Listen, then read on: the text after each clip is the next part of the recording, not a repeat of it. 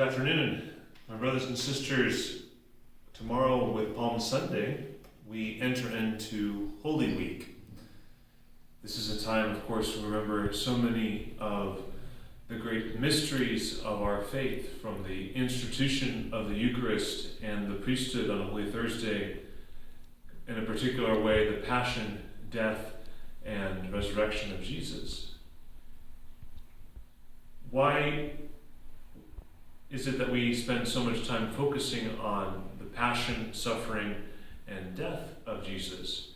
It's very difficult to read these passages, to hear about the suffering that Jesus endured. But these parts of the gospel are so important. They're so long, the gospel writers put so much attention on them. Why? Well, one of the reasons is that they want to show how, above all the other parts of Jesus' life, that the way he suffered and died fulfills the prophecies of the Old Testament, so that we can have faith in Jesus as being the fulfillment of God's promises, of God's covenant, from the very beginning of the Bible up into Jesus' own time. So that's an important thing that's going on. But in a spiritual way, we can also see so much more. We see sin unmasked.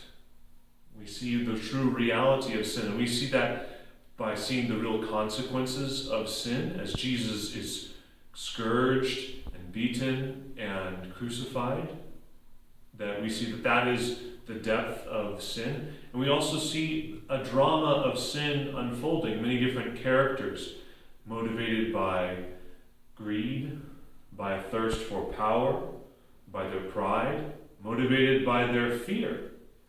You see, all these things are leading them to either turn Jesus over or to flee and hide, to abandon him.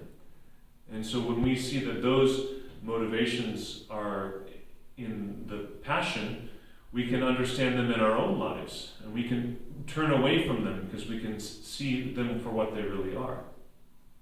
And of course, a great reason why it's so important for us to hear the words of the Passion, to meditate upon the words of the Passion, first in Palm Sunday and another way on Good Friday, is because it is these deeds of Jesus, it's what he does and experiences that show his great love. It shows the love and the mercy of God in an unparalleled way.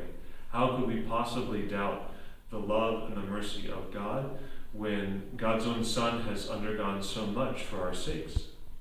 And so his love, his mercy is shown to us in an undoubtable way as we hear the words of the Passion. Also, Jesus gives us an example for how we are to live. He shows us how we are to persevere through suffering, persevere in carrying our cross. He shows us how we are to forgive those who harm us, to pray for those who persecute us. We are also shown how we are to lay down our lives for others, to give of ourselves out of love for them. And so Jesus shows us what is it like to be completely free from the snares of riches and power and pleasure, but to do only what is good, to do only what is the will of God. And he gives us the example to follow and strengthens us so that we can follow his footsteps. And one of the most important things that we are given in meditating upon the passion and death of Jesus is hope. You know, we understand that the death of God's own Son, the crucifixion of Jesus, that's the worst thing that could possibly happen. So we as Christians start from the understanding that the worst thing that could possibly happen already did. And the worst thing that could possibly happen has already happened. But out of the greatest evil, God has brought about the greatest good. And so no matter what darkness, no matter what evils, no matter what struggles or trials we have to confront in our own time, in our own history, and our own lives, we do it all with the knowledge that God can bring about even from the greatest darkness, the greatest good. So may God, Spirit, illumine your hearts to meditate upon the passion, death of Jesus during these days, and of course, be guided towards the light of the resurrection.